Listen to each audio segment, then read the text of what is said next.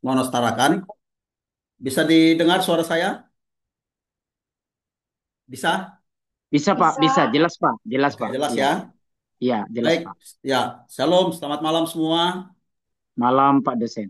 Ya, jadi pertama-tama saya menyampaikan terima kasih untuk kesempatan diberikan kepada saya mengisi materi tentang metodologi penelitian sebagai salah satu eh, eh, muatan kurikulum di Sekolah Tinggi Teologia Oikos Monos Tarakan.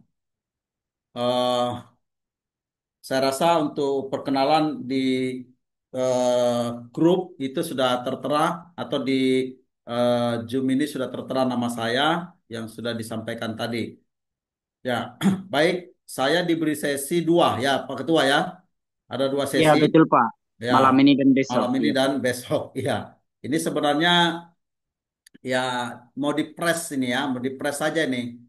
Eh, saya mungkin untuk sesi pertama ini ya mau memberikan dulu pengantar ya.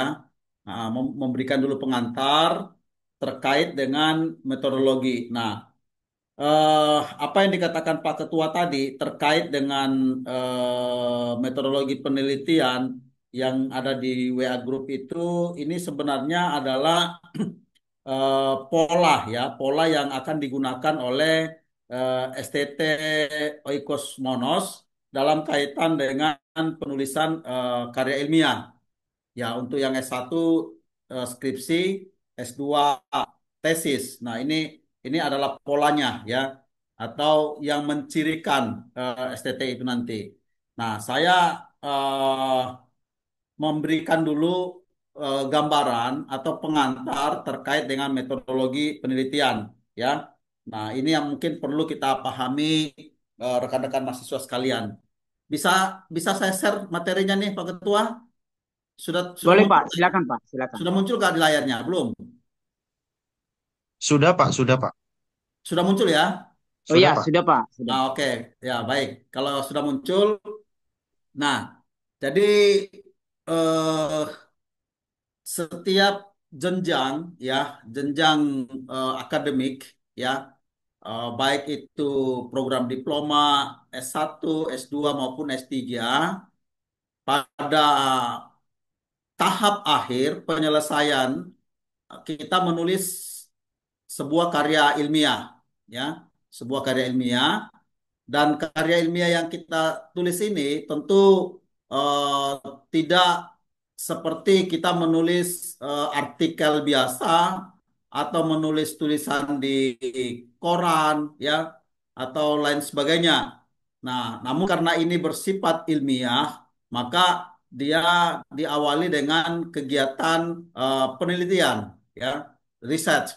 Nah, inilah yang membedakan antara tulisan yang bernuansa ilmiah dengan tulisan yang hanya sekedar merupakan buah pikiran ya. Nah, saudara sekalian, ya, saya akan mengawali dulu bahwa apa yang dimaksud dengan penelitian, ya. Nah, ini kita harus memiliki pemahaman yang sama terkait dengan penelitian itu sendiri, ya. Nah, penelitian atau riset berasal dari bahasa Inggris, ya, yang biasa kita dengar yaitu research, ya. Nah, research sendiri itu terdiri dari dua kata, ya. Jadi kita berangkat dari asal katanya, ya, yaitu bahasa Inggris tadi research. Kemudian research kita bagi menjadi dua kata, yaitu yang artinya ulang atau kembali, dan search, ya, mencari. Nah, inilah yang ingin kita pahami sebagai mahasiswa yang nantinya akan menyelesaikan pendidikan baik di jenjang S1 maupun S2 ya untuk mencari kebenaran-kebenaran suatu objek. Nah, ya, suatu objek adalah kita berusaha mencari. Nah, dengan kata mencari itulah kalau kita garis bawahi bahwa di situ kita melakukan penelitian. Ya, nanti saya akan menyampaikan bentuk-bentuk penelitian itu seperti apa, ya. Nah, sehingga ya penelitian ini merupakan sebuah tindakan. Jadi ada aksi ya, ada langkah-langkah yang kita lakukan untuk mencari kembali. Nah, langkah-langkah yang kita lakukan ini itulah yang disebut dengan metodologi ya. Nah, metodologi ini adalah cara yang dilakukan oleh seorang penulis ya, seorang penulis untuk menemukan sesuatu ya yang dicari dari objek yang sedang diteliti ya. Nah, maka berdasarkan ya pendekatan-pendekatan dalam metodologi yang kita gunakan, apa yang kita tulis ya kebenarannya itu bisa diyakini ya, bisa diyakini karena tidak berangkat dari intuisi pemikiran serta-merta ya, yang mungkin bisa bersifat subjektif, tetapi ini merupakan sebuah langkah. Jadi ada langkah-langkah yang kita lakukan. Contoh misalkan kita menentukan objek apa yang ingin diteliti. Ya contoh kalau kita sesuai dengan background studi kita, ya teologi ya, ya kita ingin mencari faktor-faktor apa yang mempengaruhi ya jemaat tidak datang beribadah. Nah, ini contoh ya, contoh. Nah, ini kita teliti, kita cari tahu kenapa jemaat itu tidak datang beribadah, ya. Nah, untuk mencari ya atau ingin mengetahui, ya kita menggunakan metodologi. Nah, metodologi ini adalah langkah-langkah secara ilmiah yang nilai kebenarannya itu bisa diyakini, ya. Nah, itu yang ingin saya sampaikan. Nah, kemudian dari objek itu tadi, ya, dari objek itu tadi kita nanti bisa melihat ya, ya, apa masalahnya. Nah, ini saya sampaikan lagi kepada saudara-saudara sekalian, ya, bahwa dalam menulis sebuah karya ilmiah, ya, kita berusaha untuk menemukan masalah ya, masalah dari suatu objek ya yang saya contohkan tadi ya, objek yang saya contohkan tadi adalah jemaat, masalahnya adalah kenapa dia tidak datang ibadah. Nah, itu ingin kita cari tahu. Nah, untuk menjawab itu ya, kalau dia penelitiannya bersifat eksploratif, kita menggunakan hipotesis, nanti kita akan pelajari itu ya, lalu kita mencari sejumlah data. Nah, data ini adalah materi kita, material kita atau bahan baku kita ya, yang ingin kita kembangkan masuk lagi di metodologi. Di metodologi itu ada alat yang kita gunakan untuk menjawab hipotesis berdasarkan data-data yang kita peroleh.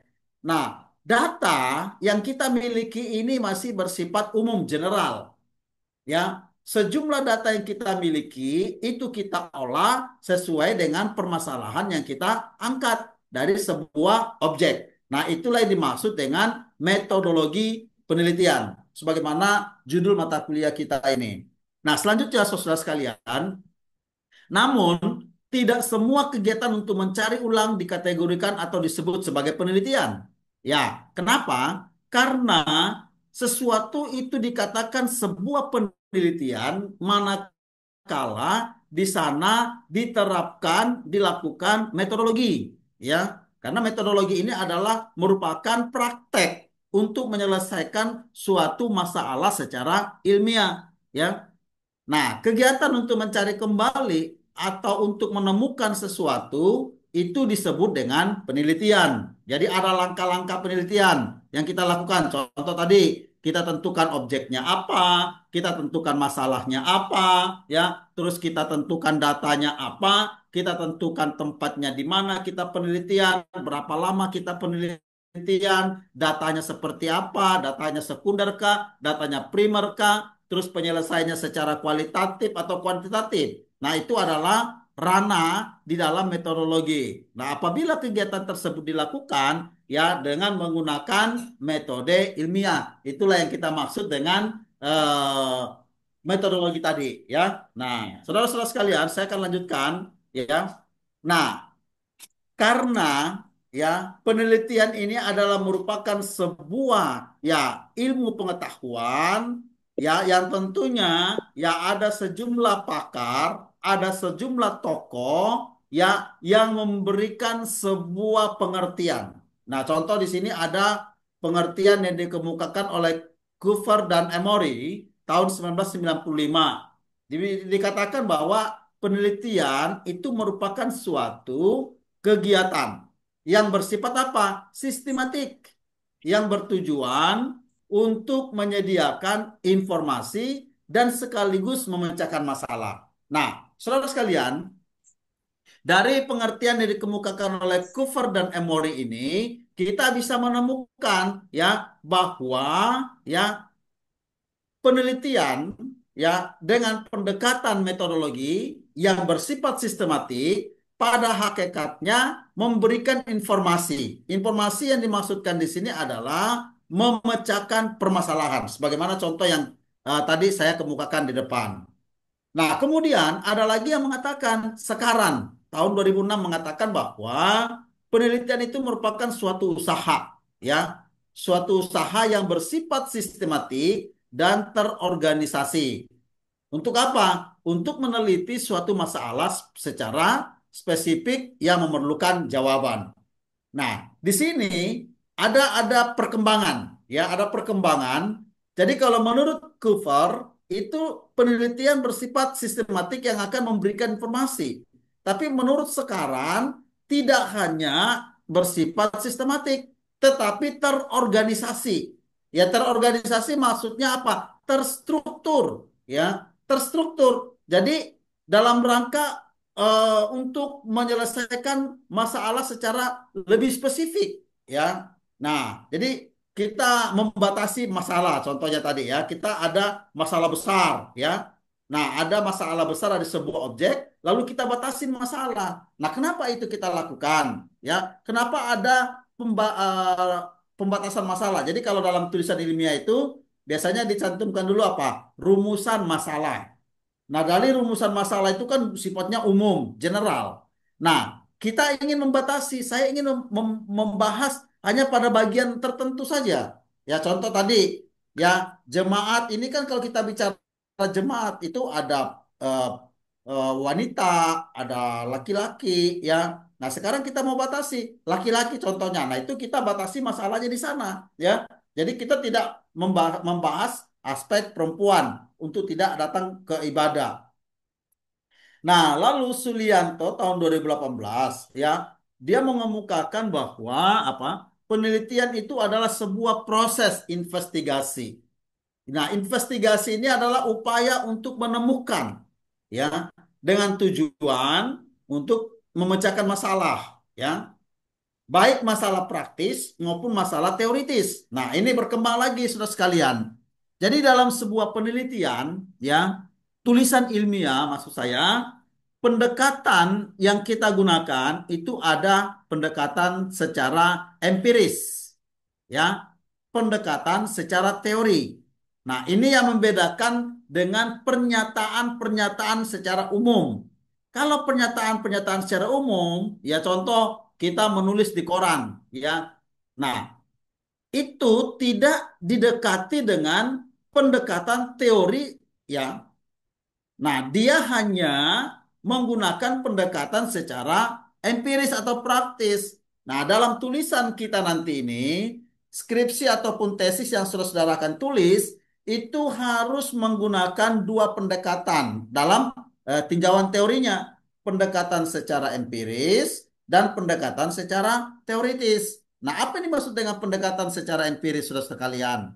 Pendekatan empiris itu adalah pendekatan berdasarkan fakta atau berdasarkan situasi keadaan yang ada. Nah, kalau kita bukan penelitiannya bersifat eksperimen, ya, maka pendekatan empiris ini kita bisa mendapatkan dari jurnal-jurnal yang sesuai dengan judul atau permasalahan yang kita angkat. Nah, jadi nanti saudara sekalian, untuk memudahkan untuk menulis itu, pertama saudara berpikir, ya, menghayal. Apa sebenarnya yang ingin saudara tulis? Ya, apa yang ingin saudara tulis? Contoh misalnya begini, ah, mengapa ya Budi lebih senang ya bermain misalnya bermain piano di gereja. Nah, ini kita cari tahu, kita teliti si Budi ini, ya. Kenapa dia lebih lebih senang bermain piano? Nah, sementara ada alat-alat musik yang lainnya. Nah, itu contoh ya. Nah, empirisnya adalah kita mencari jurnal-jurnal yang berkaitan dengan yang objek yang kita ingin angkat. Nah, itu empirisnya, saudara sekalian. Teorinya adalah ya kita menemukan, mencari teori-teori yang sesuai dengan objek, ya. Dan perlu saudara-saudara pahami bahwa teori itu adalah pondasi, ya, seperti kita membangun sebuah rumah. Membangun sebuah rumah, ya, kita membutuhkan pondasi yang kuat, kokoh. Nah, sama dengan saudara-saudara menulis karya ilmiah, ya, pondasinya itu adalah teori, ya. Jangan kita menulis tanpa ada teori. Karena ini adalah tulisan ilmiah, ya. Jadi kita harus menemukan teori apa yang menjadi pendekatan terhadap objek, ya, objek kita. Lalu dari situ kita mengangkat judul. Judul ini diredaksikan dari rumusan masalah. Rumusan masalah ini kita berbicara sistematik dan terorganisasi ya. Rumusan masalah tadi itu kita mencoba untuk menduga. Menduga dalam metodologi itu disebut dengan hipotesis. Nah, kalau dia pendekatannya secara kuantitatif maupun kualitatif, kita berusaha menemukan alat untuk menyelesaikan masalah itu yang disebut dengan alat analisis.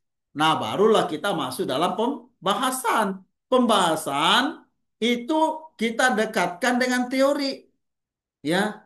Jadi tulisan saudara sekalian, ya, apa yang kita temukan di lapangan sesuai dengan data kita analisis, lalu teorinya yang mendukung apa, ya. Nah, maka itu di akhir tulisan itu ada daftar pustaka. Daftar pustaka itu adalah sejumlah pustaka yang kita gunakan untuk menulis. Nah, pustaka ini bisa bersumber dari referensi buku ajar, ya, terus referensi dari jurnal, referensi dari artikel, referensi dari ya apa yang kita temukan di internet. Nah, di daftar pustaka ini saudara sekalian, ya, kita hanya mencantumkan dia ya apabila referensi itu kita gunakan dalam tulisan kita. Jadi jangan kita mencantumkan referensi pustaka yang tidak ada dalam tulisan kita. Jadi seseorang yang ingin mengetahui apa yang kita tulis, itu kita lihat daftar pustakanya, ya.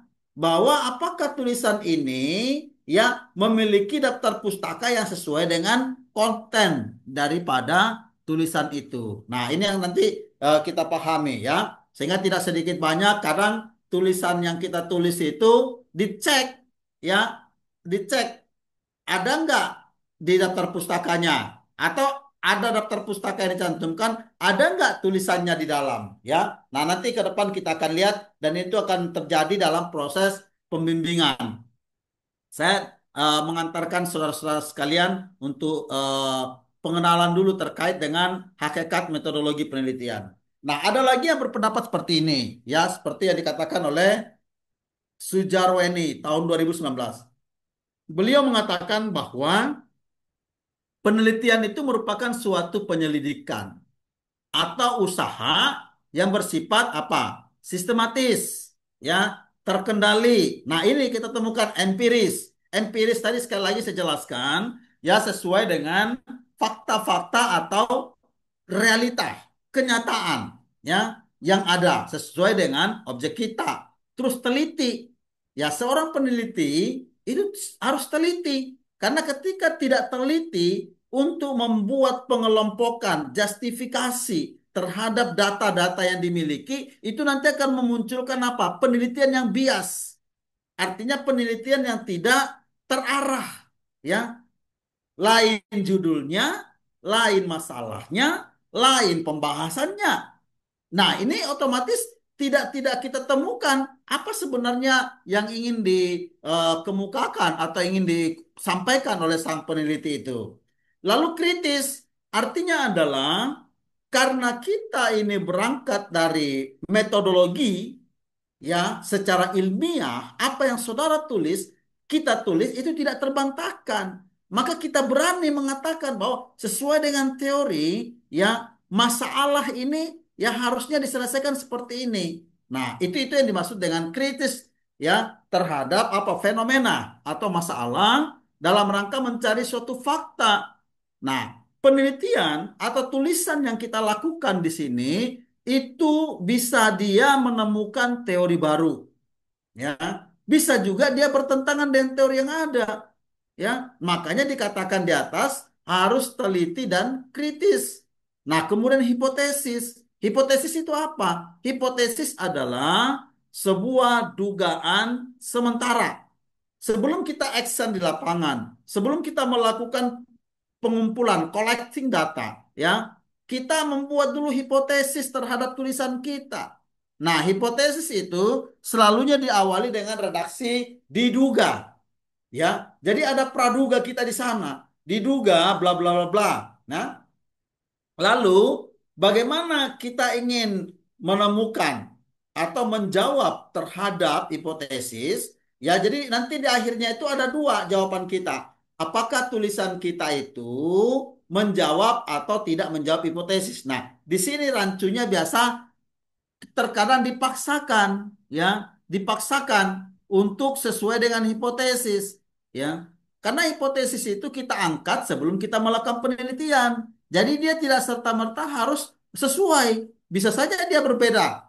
Karena hipotesis juga ini saudara, jangan kita redaksikan sesuai dengan kehendak kita. Nah, hipotesis itu sekali lagi saya mau sampaikan bahwa karena ini adalah tulisan ilmiah, maka dia harus menggunakan pendekatan secara teori. Ya, maka itu nanti ada bab tersendiri yang membicarakan tinjauan pustaka. Nah, di tinjauan pustaka sekali lagi saya sampaikan, di sana ada dua dimensi, ada dua hal yang harus kita cantumkan. Yang pertama, ya, pendekatan secara empiris tadi, lalu yang kedua, pendekatan secara teori. Nah, ini adalah merupakan hal yang bersifat komprehensif. Penggabungan dua pendekatan ini. Apa yang di lapangan, lalu teori apa yang menjadi dasar atas tulisan kita, ya.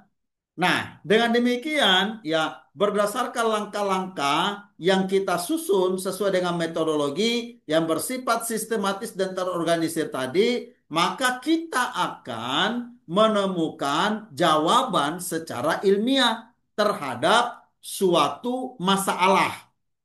Ya, jadi apa yang kita hipotesiskan, kita redaksikan dalam rumusan masalah, lalu kita menggunakan pendekatan metodologi yaitu langkah-langkah. Nah, langkah-langkah yang dilakukan di sini adalah mencari data, ya, mentabulasi data, menjustifikasi data, dan menganalisis data. Setelah itu, hasil analisis ini tadi itulah yang akan menjadi, ya, pembahasan kita.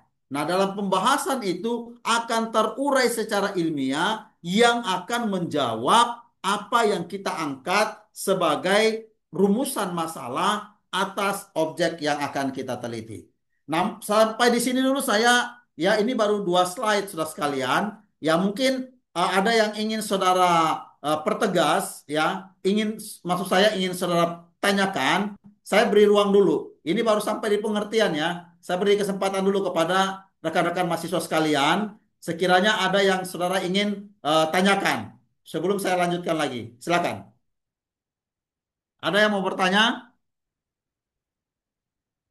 Ataukah mungkin, mohon maaf, saya menjelaskan ya terlalu cepat, ya, terlalu cepat. Ya, ini mohon saya diberikan masukan dulu karena kita baru berada pada slide kedua. Silakan, saudara-saudara sekalian.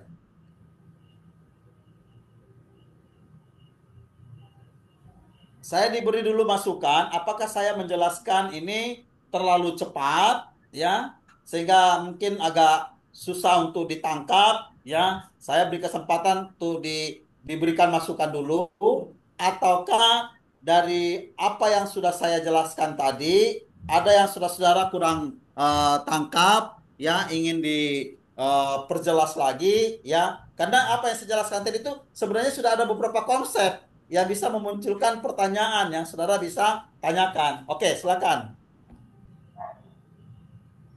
Baik, Pak dosen, sambil menunggu dari mahasiswa jika ada yang mau bertanya. Silakan, Pak. Kalau dari saya untuk kecepatan mengajarnya sudah pas saja, Pak. Iya, Oke, Sudah pas jelas. dan jelas juga kami dengarkan, bisa kita jelas. ikuti. Ya, Iya, dengan penjelasannya juga termasuk terperinci, apalagi nanti kepada setiap mahasiswa selain melihat di layar, nanti juga akan kita berikan kepada mahasiswa juga filenya nanti. baik. Tapi kalau ada mahasiswa yang lain, silakan ditanggapi Pak Pak dosennya, nggak apa-apa. Silakan Silakan, aja. silakan, nggak apa-apa. Ya, Ya. silakan, silakan. Mantap, Pak, mantap. Ibu Tiuranita bilang mantap. Pak Idrus, apa tanggapannya Pak Idrus? Lanjut. Lanjut, Pak. Oh Lanjut iya, ya. lanjut. Iya, jelas aja kok Pak. Lanjut aja Pak, lanjut. Oke, saya lanjut ya. Ya. Iya, Ya, Oke Pak. Pak. ini baru pengantar. Saya belum bawa masuk ke dalam yang ya namanya kita belajar jangan yang berat langsung berat ya. Jangan Iya, iya dicemplungkan Pak. langsung. Kita Iya, iya. pelan-pelan. Tapi saya Iya. mau kasih tahu saudara sekalian ya. Jadi dalam penelitian ini kita harus punya habit, punya punya kebiasaan untuk banyak membaca. Karena terkadang kita menemukan suatu masalah itu bisa di lapangan, ya, bisa kita temukan di lapangan, bisa juga kita temukan dengan cara kita membaca. Nah, ini rekan-rekan mahasiswa yang sudah mau menyelesaikan studinya baik di S1 maupun S2, ya, jangan bingung. Ya, ini juga saya banyak menemukan pengalaman mengajar metodologi. Terkadang mahasiswa itu dibingungkan dengan judul. Mereka berputar-putar di judul. Sampai satu semester itu tidak selesai. Hanya muter-muter judul. Bangun, pikir judul. Mau tidur, pikir judul. Semua waktunya habis untuk mikir judul. Nah, ini sebenarnya keliru menurut saya.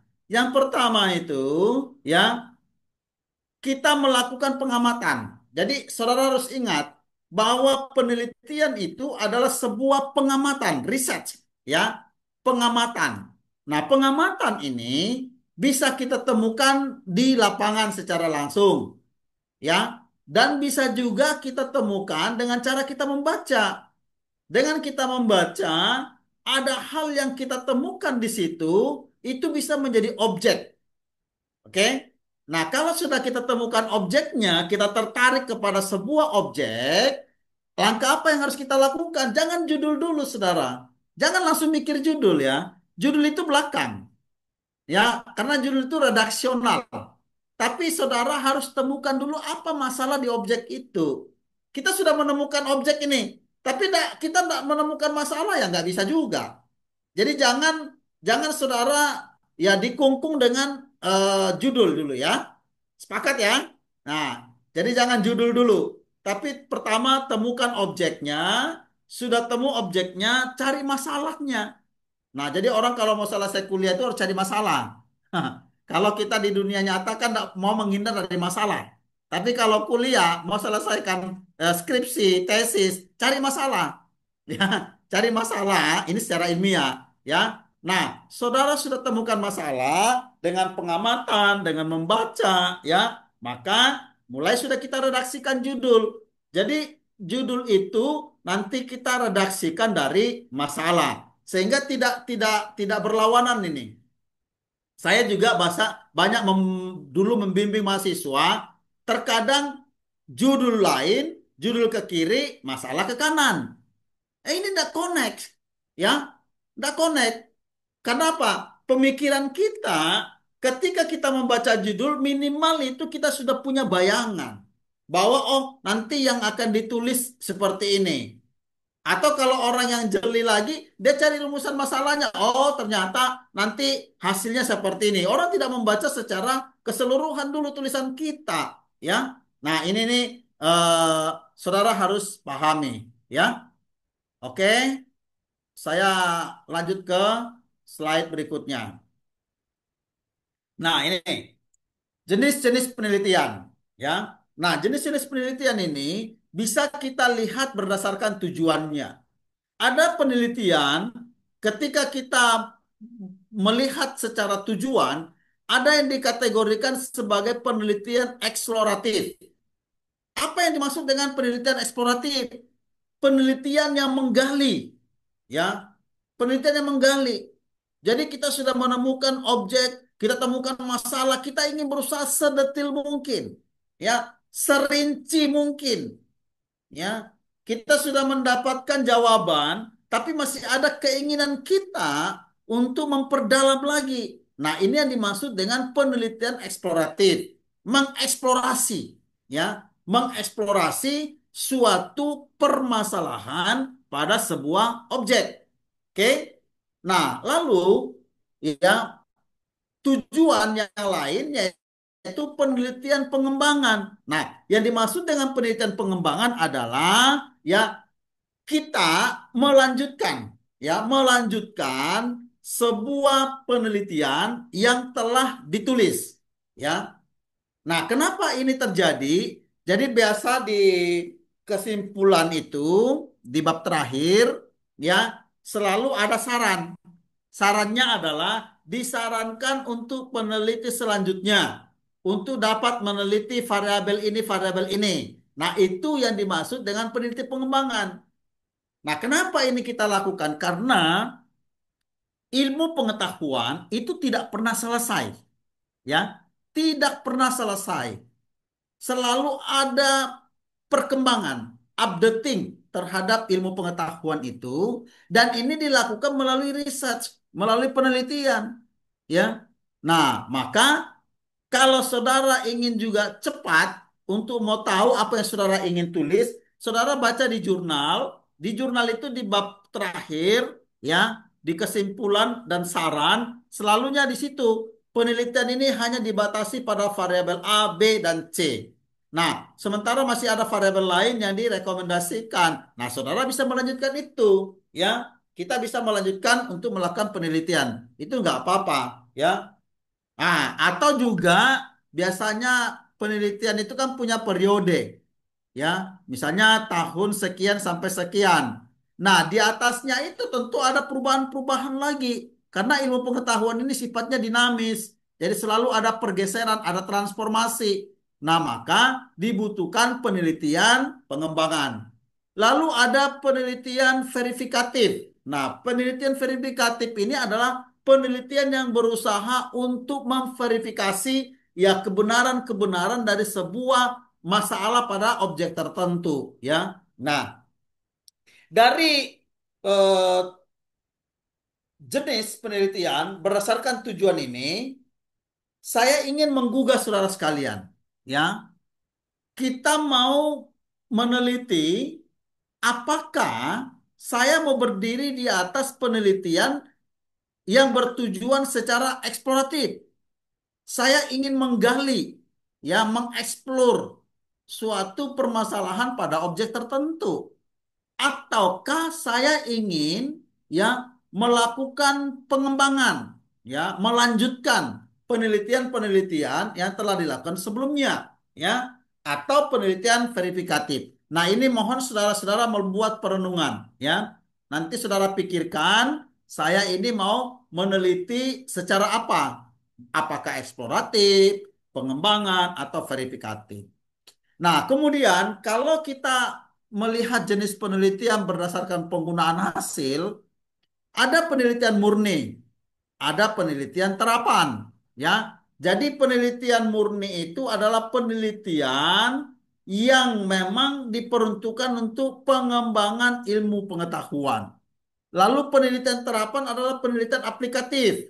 Ya, contoh ini banyak kita temukan di dunia-dunia teknik, dunia pertanian, ya, karena apa yang dihasilkan dari penelitian terapan ini langsung dilaksanakan hasil dari penelitian itu, ya.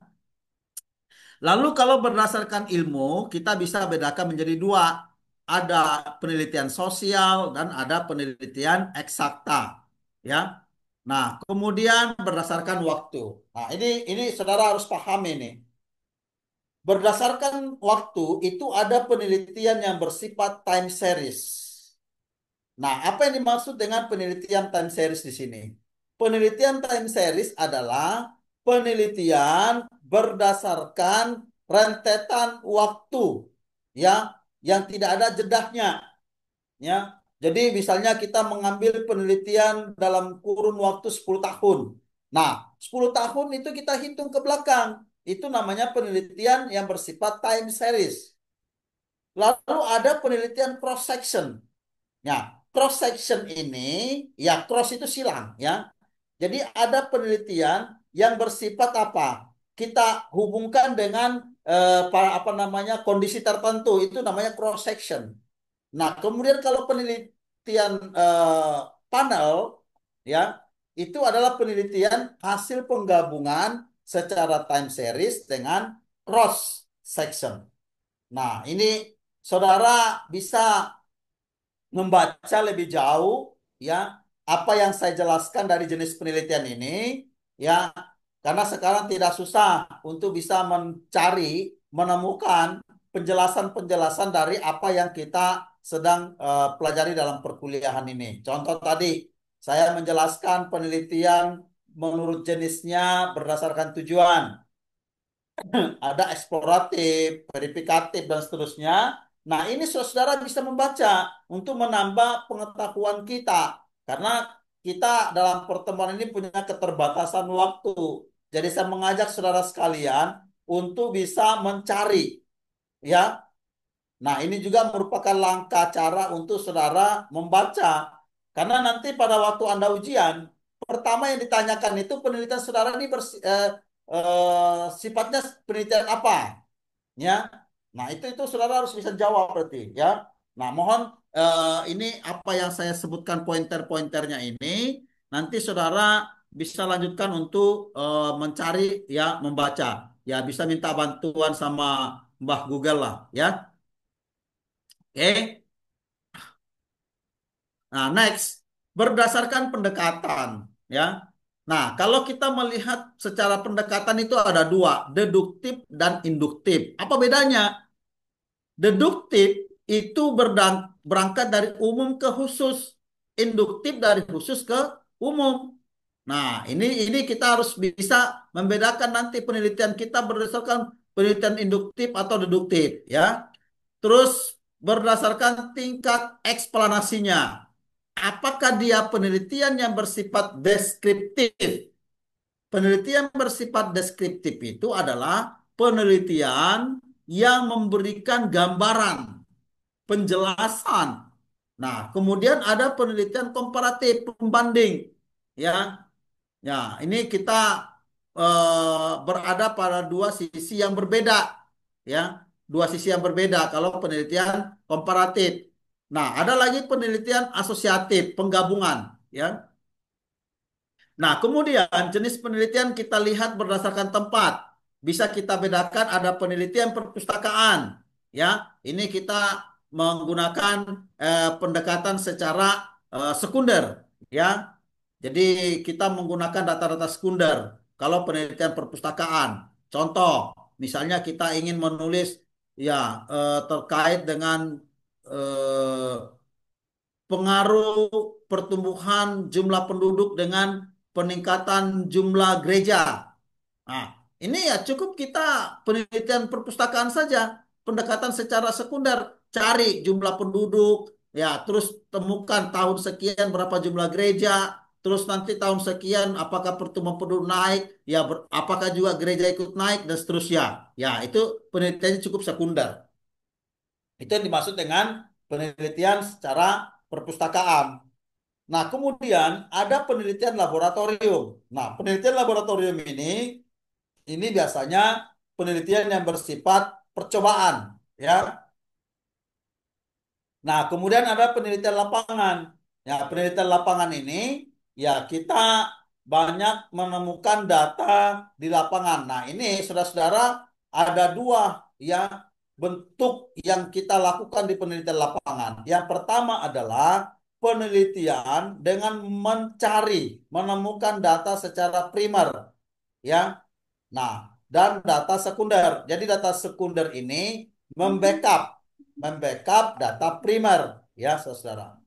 Nah, berdasarkan pengendalian variabel, ada penelitian survei, ya, ada penelitian eksperimental. Nah, survei ini kita menggunakan instrumen, ya, yang biasa kita sebut dengan apa? Kuesioner. Itu penelitian survei, ya. Itu penelitiannya di lapangan.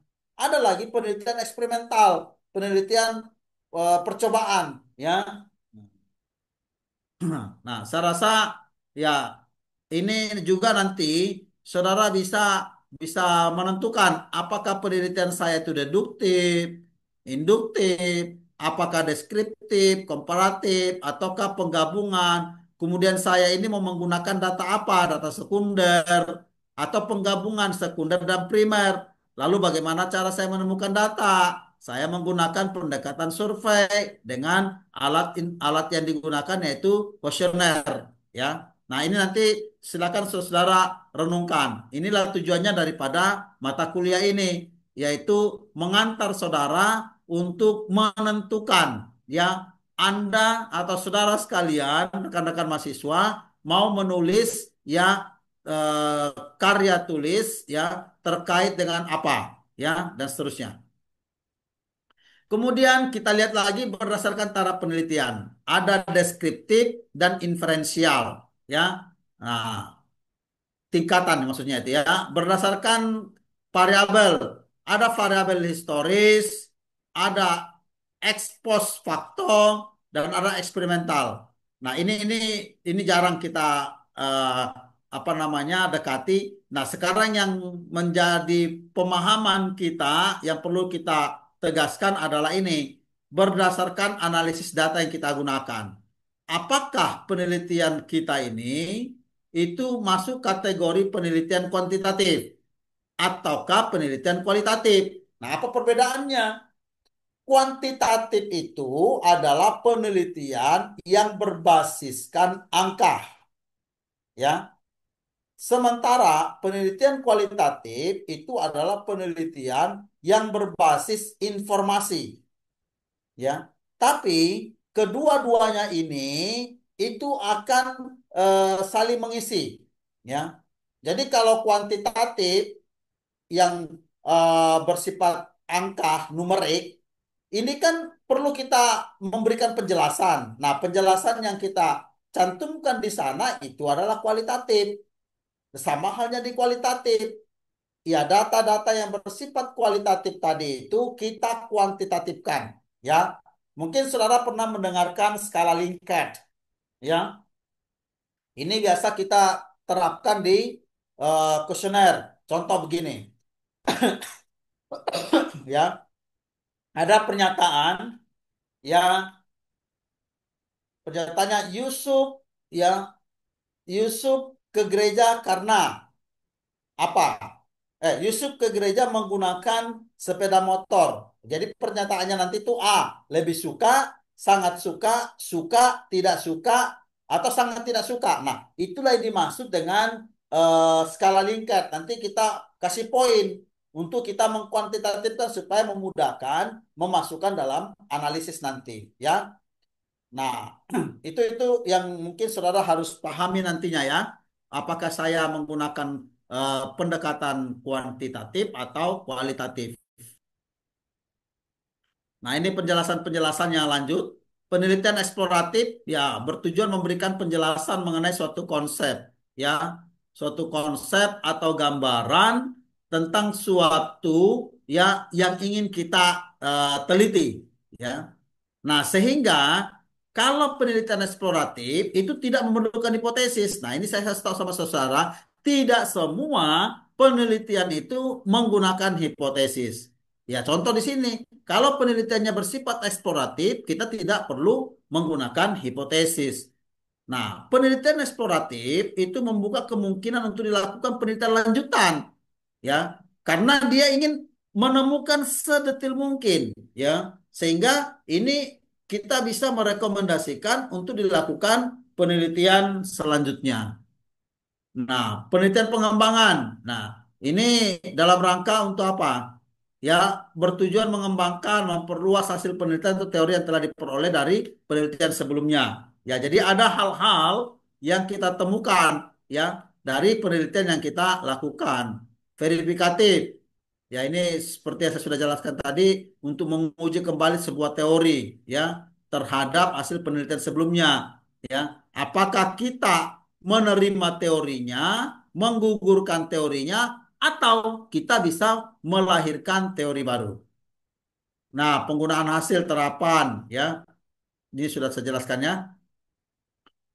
Waktu ini sudah sebenarnya ini sudah saya jelaskan semua tadi ini. Nah, nanti materi ini saya berikan sama saudara sekalian ya. Nah, ini oke. Sampai di situ dulu ada yang mau ditanyakan sebelum saya lanjut ke slide berikutnya.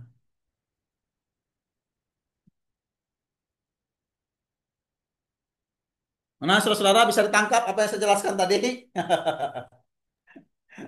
Ya, Ya, lanjut gimana? Pak. Ya, silakan Pak Ketua.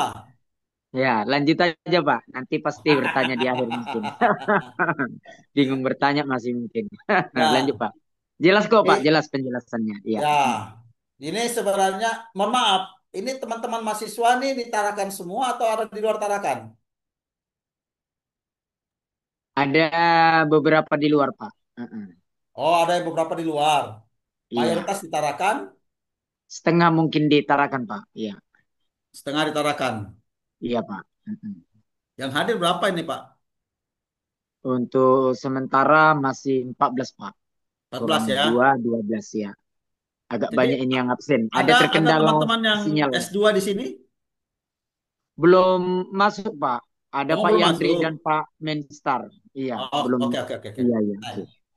ya, jadi sebenarnya ya rekan-rekan mahasiswa sekalian, eh ini sambil berjalannya waktu ya, kan saudara ini sudah mau menulis ya, Pak Ketua. Iya Pak, iya. Nah, nanti coba di akhir kuliah ini saya akan kasih tugas nanti, ya saya akan kasih tugas untuk membuat proposal mini. Ya, jadi metodologi penelitian itu ya penilaiannya juga adalah proposal mini. Maksudnya proposal mini itu adalah saudara menulis ya barang mungkin ya 5-7 lembar ya. Nanti saya buatkan sistematikanya ya sesuai dengan pola kita. Nanti saudara tinggal isi di situ judul saya, objek saya, masalahnya apa. Nah, nanti saya koreksi itu ya, saya koreksi kalau itu memang cocok, itu nanti saudara sudah bisa lanjutkan jadi skripsi. Ya, jadi itu dasarnya kita juga. Nah, tapi tidak menutup kemungkinan saudara juga sudah punya tulisan lain. Tapi kalau saudara ingin mau menguji apakah tulisan judul saya ini layak, ya saudara nanti bisa gunakan itu untuk mengerjakan tugas yang saya berikan. Begitu ya? Ya, Iya. karena metodologi penelitian begitu, saudara. Ini kalau seandainya kita cukup waktu ini setiap pertemuan ada tugas. Jadi kita bahas, kita diskusikan judul saudara. Tapi enggak apa-apa lah. Nanti enggak kuliah juga, ya enggak jam kuliah maksud saya. Saudara bisa nanti eh, komunikasi dengan saya. Ya, apakah saya jadi pembimbing atau tidak menjadi pembimbing, terserah Pak Ketua lah. Ya, saya siap saja nanti untuk membimbing saudara. Ya, ya. Jadi nanti saudara tinggal kirim filenya ke saya koreksi, saya kasih catatan. Apakah saya coret semua atau saya kasih catatan-catatan? Kan begitu kan? Jadi Iya, harus betul harus betul. sabar. Jadi kalau mau Iya. selesai kuliahnya harus sabar. Dicoret juga harus sabar, ya kan? Iya. Iya. Nah, tapi kalau saudara ikuti perkuliahan metodologi ini, insya Allah, ya yakinlah, ya itu bisa-bisa diikuti ya. Oke, saya mau bergeser ke slide lagi yang lain ini.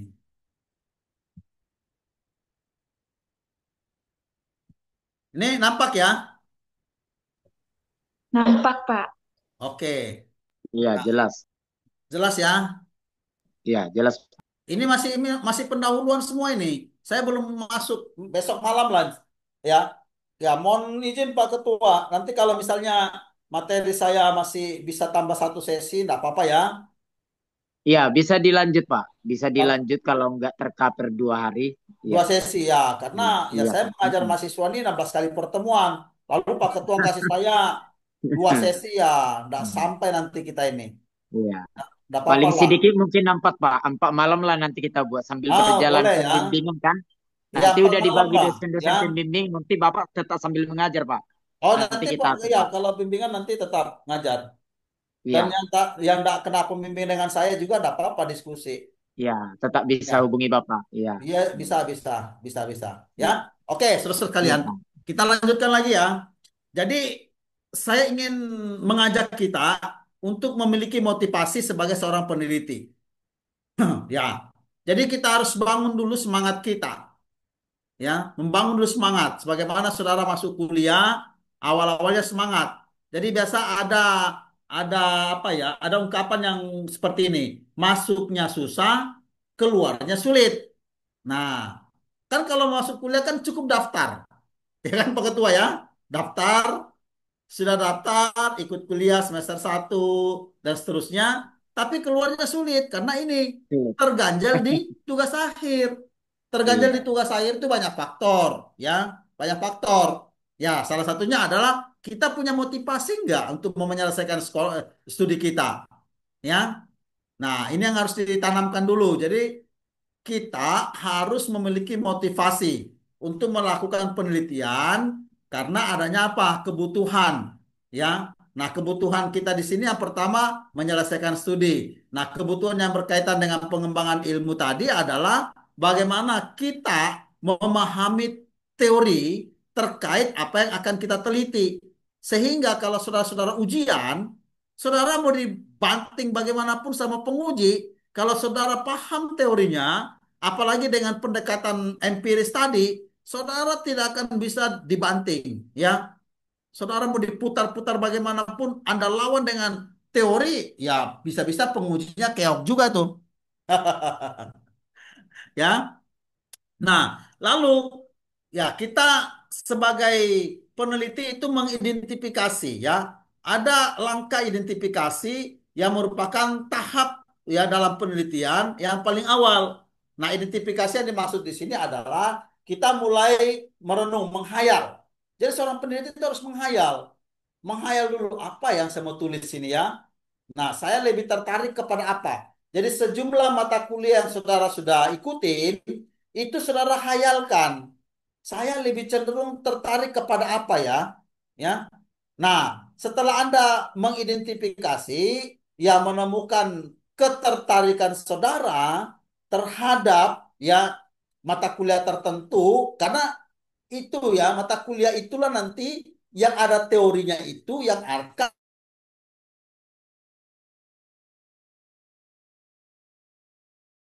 pahami, identifikasi dulu. Sudah tentukan itu, lalu cari objeknya apa dari mata kuliah itu. Nah, sudah tahu objeknya, ya kembali lagi kita harus mencari masalahnya. Nah, yang di bawah itu untuk mendapatkan masalah penelitian dilakukan dengan mengumpulkan gejala atau tanda-tanda terjadinya masalah. Nah, bagaimana kita menemukan ini? Nah, kembali lagi saya katakan menemukan fenomena ya atau masalah-masalah ada dua cara tadi. Bisa kita lakukan melalui pengamatan di lapangan, file research namanya, ada yang dilakukan dengan kita membaca, ya. Itu yang disebut dengan library research. Jadi ada dua pendekatan untuk menemukan masalah, saudara sekalian.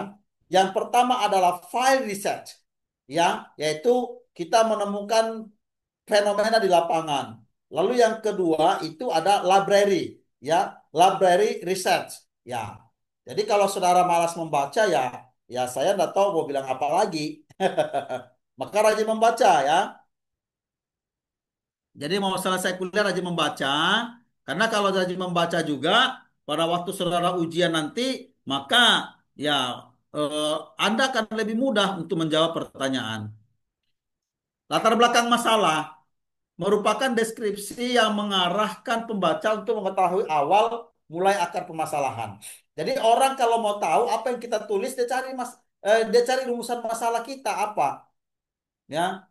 Nah, lalu selanjutnya latar belakang penelitian juga perlu didukung dengan teori. Nah, ini yang saya katakan tadi. Jadi tidak serta-merta bangun pagi ya langsung oh saya mau tulis latar belakang masalah saya begini. Tapi tidak, karena ini tulisan ilmiah, Saudara. Jadi saudara harus yang mengkonekkan, menghubungkan apa teori yang akan mendukung yang latar belakang masalah ini, ya. Nah, sehingga ya penelitian kita yang sudah didasari dengan teori tadi itu ya ada alur logika, ya, ada alur logika untuk memecahkan masalah yang sudah kita tawarkan. Nah, dengan cara apa? Memperkuat argumentasi dan meningkatkan objektivitas. Nah, argumentasi dan objektivitas ini tidak akan terbantahkan manakala itu punya pijakan teori. Maka itu biasanya kita sebut dengan grand theory. Grand theory itu adalah teori utama yang kita gunakan dalam tulisan ilmiah kita. Ditambah lagi dengan pendekatan empiris. Ya, kita punya penelitian ya itu akan didukung ya didukung oleh pendekatan empiris sehingga kita bisa mengatakan seperti ini. Hasil yang saya temukan dalam penelitian ini ya sesuai atau sejalan dengan penelitian yang dilakukan oleh bla bla bla. Ya, hasilnya seperti ini. Nah, itu kita sebutkan ya. Nah, sayang sekali kita tidak ketemu ini. Kalau ketemu, itu nanti langkah awal lagi saya kasih tahu sama saudara. Saudara bisa mapping ya untuk membuat sebuah tulisan itu, membuat mapping. Tapi mappingnya itu berdasarkan identifikasi dulu. Jadi saudara mapping objek apa yang Anda tertarik, cari di jurnal, tulis ke bawah, temukan misalnya 30 jurnal, lalu cari apa latar belakang, apa tujuannya, apa masalahnya, alatnya apa, hasilnya apa. Nah, nanti saudara cari-cari di situ, comot-comot-comot, itu jadi milik saudara. Artinya variabel-variabel dari masing-masing penelitian yang saudara sudah mapping tadi itu, ya. Nah, kapan waktu kalau yang ditanahkan bisa diskusi secara langsung boleh. Nanti saya buatkan alur logikanya.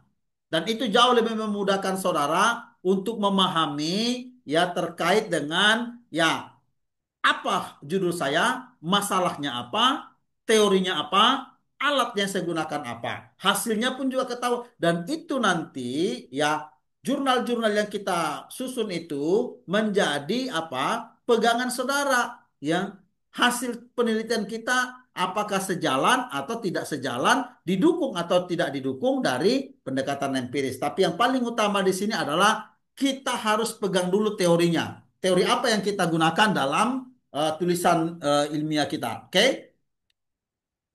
Nah, kerangka isi dari latar belakang masalah itu seperti ini. Pada latar belakang itu diuraikan tentang topik yang menjadi gejala penelitian. Sebagai awal penelitian dengan menggunakan fakta-fakta atau data-data yang telah ada. Nah, itu namanya penelitian pendahuluan, ya. Nah, bagian latar belakang itu membuat kenapa kejadian itu penting untuk diteliti dan apa dampaknya jika permasalahan tersebut dibiarkan saja, ya. Nah, ini saudara, ya, apa yang kita tulis, latar belakang itulah yang akan menjiwai, ya, menjiwai tulisan kita ke belakang. Karena di depan itu sudah terurai, ya, terurai gambaran-gambaran awal, ya, terkait dengan eh, permasalahan yang akan kita angkat dari objek penelitian tadi. Oke? Nah, bagian latar belakang juga ya itu membuat bagaimana masalah tersebut harus dipecahkan, ya, serta ya apa kegunaan masalah tersebut dipecahkan dan diteliti. Makanya nanti di situ ada tulisan tujuan, manfaat ya yang dapat ditemukan diperoleh dari hasil penelitian itu. Nah, manfaat yang kita berikan nanti itu manfaat secara praktis dan manfaat bagi ilmu pengetahuan. Nah, ini baru menjadi penelitian yang komprehensif. Oke. Nah, sampai di sini rumusan masalah. Jadi rumusan masalah ini adalah kita masuk setelah latar belakang. Jadi latar belakang itu sudah memberikan gambaran, ya, sudah memberikan gambaran, ya. Lalu kita meredaksikan dalam sebuah rumusan masalah. Nah, rumusan masalah itu merupakan intisari permasalahan yang akan diselesaikan dalam penelitian yang akan dilakukan. Nah, rumusan masalah ini diperoleh berdasarkan gejala, fakta-fakta yang telah diuraikan dalam latar belakang masalah. Ketepatan dalam merumuskan masalah adalah sangat tergantung pada kemampuan peneliti dalam, nah ini kembali, mengidentifikasi. Ya, jadi mengidentifikasi itu apa? Temukan objek, ya, objek yang ingin saudara teliti. Nah, dari objek itu kita berusaha mencari ada nggak gejala, ada nggak fakta-fakta yang bisa menunjukkan eh, rumusan masalah di sana, ya. Nah, sehingga rumusan masalah ini merupakan pertanyaan yang timbul berdasarkan judul maupun latar belakang yang ada. Nah, ini kalau saya sebalik dulu ini ya. Jadi rumusan masalah kita buat, nanti kita redaksikan judul dari rumusan masalah. Jadi nanti dia itu apa? Bersifat runut, ya. Judulnya nggak ke kanan, rumusan masalahnya nggak ke kiri, kan begitu, ya. Dan dia tidak bertolak belakang dengan latar belakang, karena latar belakang itulah yang menjiwai atau menjadi rohnya dari masalah yang akan dirumuskan. Contoh di sini. Misalnya judul penelitian, pengaruh iklan dan citra merek terhadap penjualan smartphone Oppo di kota Sungai Penuh. Nah, ini judulnya. Ya, rumusan masalahnya begini.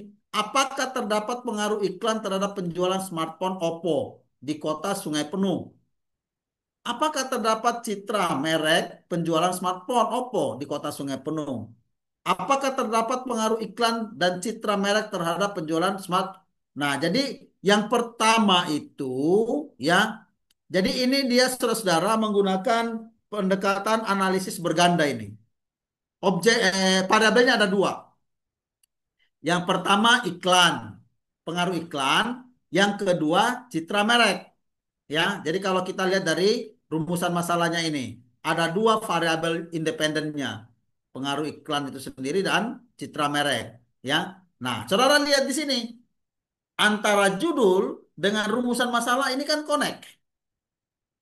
Ya, rumusan satu, 2, dan 3 itu mencari pengaruh, ya, pengaruh keberadaan penjualan smartphone. Apakah itu dari iklan atau citra merek? Nah, ini ya. Nah, ini otomatis di latar belakang itu sudah disebutkan ini terkait dengan penjualan smartphone ini, ya. Sehingga muncullah rumusan masalah seperti ini contoh. Nah, batasan masalahnya apa? Nah, batasan masalah sering juga disebut dengan ruang lingkup penelitian. Kita membatasi. Kenapa, saudara, kita harus membatasi? Pertama, kita memiliki keterbatasan mungkin waktu. Kita memiliki keterbatasan referensi, ya, atau keterbatasan yang lain. Sehingga kita harus membuat ruang lingkup penelitian kita yang disebut dengan batasan masalah. Contoh tadi di depan itu. Ya sebenarnya bukan hanya iklan saja, bukan citra merek saja yang bisa mempengaruhi peningkatan penjualan smartphone. Masih banyak variabel-variabel lain, saudara-saudara. Tapi dia hanya membatasi pada dua dimensi variabel tadi. Variabel lain masih banyak, ya. Nah, tujuan umum yaitu menjawab masalah penelitian yang telah dirumuskan. Tujuan khusus digunakan untuk menjawab pertanyaan-pertanyaan penelitian yang telah dirumuskan berdasarkan rumusan masalah penelitian, ya. Nah, contoh tujuan penelitian. Nah, kita angkat lagi, Pak ya. Pak Dokter, ya, Ya. di layar nggak jalan Pak. Oh, enggak jalan. Iya Pak, iya Dari tadi sambil enggak di. kelihatan ya, Pak? Iya, nggak jalan, Ah, Pak. iya Pak. Kira, Aduh. Oh iya, oh udah iya, Sorry, jadi. sorry, sorry. iya. Oke. Oh, dari tadi udah kelihatan ya. Enggak. Tetap dia terakhir analisis data Pak, berdasarkan analisis data yang terakhir rupanya. Di Hmm. mana? Berdasarkan analisis data. Itu yang Oh, terpampang terakhir.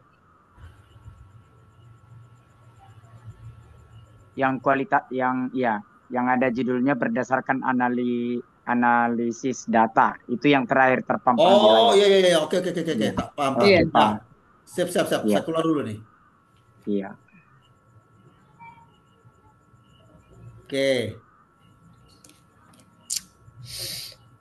ntar Pak ya.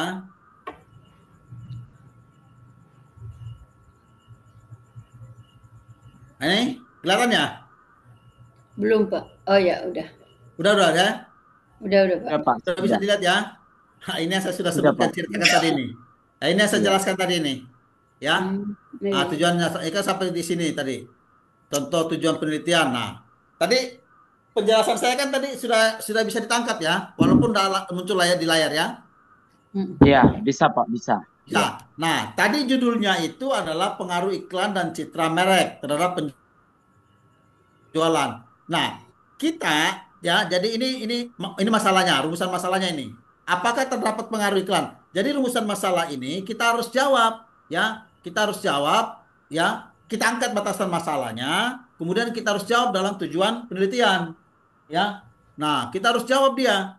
Jadi tujuannya ini ya, rumusan masalah tadi kita harus jawab ya dalam bentuk tujuan penelitian. Tujuannya apa? Untuk mengetahui pengaruh iklan, untuk mengetahui pengaruh citra merek, dan untuk mengetahui kedua-duanya ya. Nah, itu saudara ya. Oke. Nah, manfaat penelitian ya itu bisa praktis ya dan bisa secara spesifik. Oke? Nah, sistematika. Nah, ini saya di sistematika ini, mohon maaf, saya belum memasukkan pola kita. Jadi kalau ini saya mengacu ke pola yang akan digunakan oleh STT Oikos ya, Pak Ketua ya. Ini, ini saya punya versi nih. Saya belum memasukkan apa yang digunakan di STT Oikos. Oke? Ya, ya. Jadi, nah ini yang saya bilang tadi daftar pustaka ya. Oke? Nah, ini yang saudara harus pahami, oke? Mohon maaf, Pak Ketua, sampai di sini ya, Iya, iya, Pak. sampai di sini ya. Ini saya sampaikan ke kita semua, ya. Jadi hari ini saya baru mengantar dulu, ya, mengantar dulu. Ya, sebenarnya enggak jauh-jauh sudah itu, ya. Nah, untuk besok saya akan memberikan lagi materi, ya, terkait dengan variabel penelitian, penelitian kualitatif dan kuantitatif karena saya lebih men-stressing di situ. Terus desain penelitian, sumber dan metode pengumpulan, sampai kita berbicara populasi dan sampel, ya. Nah, nanti itu yang menjadi, makanya saya minta tiga sesi lagi ya. Oke, Pak Ketua, sampai situ dulu ya. Ada yang Iya, mau ditanyakan? iya, Pak. Ya, berarti Pak dosen, Pak dokter, minimal kita kan 3 kali belajar lagi. Tapi nanti Ya, kita sesuaikan apakah nanti sudah berjalan pembimbingan, nanti kita sambil lihat kebutuhan untuk setiap mahasiswa. Karena bagaimanapun mahasiswa ini nanti dosen pembimbingnya berbeda daerah, baru mahasiswanya juga nggak semua ditarakan. Jadi mungkin pasti ada keterbatasan. Dan khusus yang ditarakan nanti kalau memungkinkan nanti sesekali juga bisa kita kumpul juga. Nanti saya aturkan kapan bisa kalau sudah berjalan nanti pembimbingan nanti mungkin. boleh. Saya Hmm. menyarankan Iya, begini, Pak. Pak Ketua, supaya supaya teman-teman mahasiswa ini tidak bolak-balik sebelum proses pembimbingan ya, sebelum mengajukan judul itu, saya kalau yang ditarakan boleh kita ketemu satu kali secara langsung, Iya, yang di luar tarakan nanti kita kasihkan kerangkanya iya. ya. Jadi ini kan belum mengajukan judul kan. Belum, Pak, belum. Oke, nah itu dijadwalkan kapan pengajuan judul tuh Pak Ketua? Bulan 8 ini, Pak. Bulan 8. Iya, Oke, nanti kalau begitu minggu-minggu depan. silakan diaturkan Pak Ketua. Ya, 1 2 minggu ke depan ini kalau bisa, ya, yang ditarakan ketemu, yang di luar tarakan nanti kita kasih kerangkanya. Baru mengajukan judul. Karena itu juga nanti tugas kuliah saya, Iya, ya, Pak Ketua ya. iya, Pak. Iya, iya Pak, Bagaimana siap. teman-teman yang lain? Silakan tanggapannya. Ada Pak Idrus, Ibu Sarlina. Silakan mungkin ada mau bertanya, memberikan tanggapan atau mungkin apa gitu. Atau bisa juga berupa masukan. Karena kita ini, waktu kita sudah terbatas sebenarnya ini. Hanya hitungan 4-5 bulan ini. Iya, silakan. Bertanya, memberi masukan atau apa boleh. Paling tidak tadi pengantar-pengantarnya saya rasa sangat cukup jelas. Dan nanti kalau perlu staf kita juga merekam pembelajaran ini. Nanti bisa juga diminta kepada staf kita atau dibagikan. Jadi Bapak Ibu nanti bisa mengulangi penyampaian Pak dosen tadi. Dan khusus Tarakan masukan Pak dosen tadi kita akan bertemu juga supaya nanti lebih ini ya. Kan paling tidak kan tatap muka. Tapi nanti saudara yang di luar Tarakan juga Pak dosen atau kita nanti tetap membantu dengan memberikan kerangka-kerangka. Artinya terarah gitu. Terarah ada panduan dan lain sebagainya dan saudara tidak akan merasa sendiri di tengah-tengah keramaian. Betul ya Pak dosen ya? Ya, betul Pak Artinya Ketua. tidak jalan Ya. sendiri, betul ya. Silakan dulu tanggapan mahasiswa yang hadir pada malam hari ini, walaupun ada beberapa juga tidak bisa ikut. Mudah-mudahan yang tidak bisa ikut malam hari ini besok bisa gabung masuk. Ayo, gantian aja satu-satu yuk. Memberikan tanggapan, masukan, pertanyaan, atau mungkin Pak dosen ada saya coret-coret begini judulnya, cerita yang mau diteliti masalahnya begini. Nggak Atau apa-apa? begini, Iya. mohon maaf Pak Mm-mm. Ketua. Iya Pak, silakan. Untuk perkuliahan besok, saya masih antar. Untuk sesi ketiga, mungkin nanti kita diskusi ya, diskusi. Iya, Ya, saya iya, tadi ingat yang Pak Ketua sampaikan, pertemuan ketiga kita diskusi. Jadi supaya tidak ada disparitas antara yang ditarakan dengan luar tarakan. Mohon iya, pertemuan sesi ketiga nanti saudara sudah bisa mengoret-oret ya, objeknya apa. Nanti sama-sama kita diskusikan rumusan masalah apa yang ada di objek itu ya seperti apa yang saya jelaskan tadi. Silakan ya, teman-teman sekalian. Ya, jadi iya. yang di luar tarakan, di dalam tarakan, ya saya mengharapkan demikian. Untuk sesi ketiga, Pak Ketua. Iya, baik Pak. Besok lanjut yang apa ya, penjelasan dari beberapa poin ya, lanjutan Ya, yang tadi. Baru nanti kita diskusi untuk yang ketiga.